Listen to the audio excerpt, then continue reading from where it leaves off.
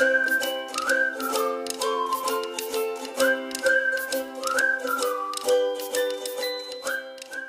guys! Welcome back to my channel. So for today's video is another layout na naman ang ating gagawin using Microsoft Word. And this time, ang gagawin naman natin ay may theme na Blue White Coral Reefs na pang wedding invitation using Microsoft Word. So sa mga naghahanap ng more on light blue or pang beach na wedding invitation, pwedeng-pwede nyo itong gamitin. So kung gusto nyo gamitin ang layout na ito, dalawang images lang yung kailangan natin dito. At ito ay ang mga blue bubbles at ang blue white coral reefs. So yun lang yung dalawang images na kailangan natin dito. At kailangan nyo lang na-download yan or hanapin dyan sa Google. At sure ako na mahanap ninyo dyan sa Google yung mga images na ginamit ko dito. Pero meron akong good news dahil ang mga images na ginamit ko dito is nandyan sa description box. So kailangan nyo na lang na-download yan para hindi na kayo mahirapan maghanap dyan sa Google at para magawa nyo na mismo ang layout na ito. At meron pa akong isang good news dahil kung ikaw ay tamad na or hindi mo kayang gawin ang layout na ito at hindi mo kayang sundan ng video na ito, ang layout na ito is available for purchase sa sobrang murang halaga lang. So kailangan mo na lang ako na i-email nandyan sa description box ng aking email. So i-email mo na lang ako at i-purchase ang layout na ito. Pero kung gusto mo din naman na mag-experiment at gumawa ng sarili mong layout, pwede din naman i-download mo lang yung mga images na kailangan dito.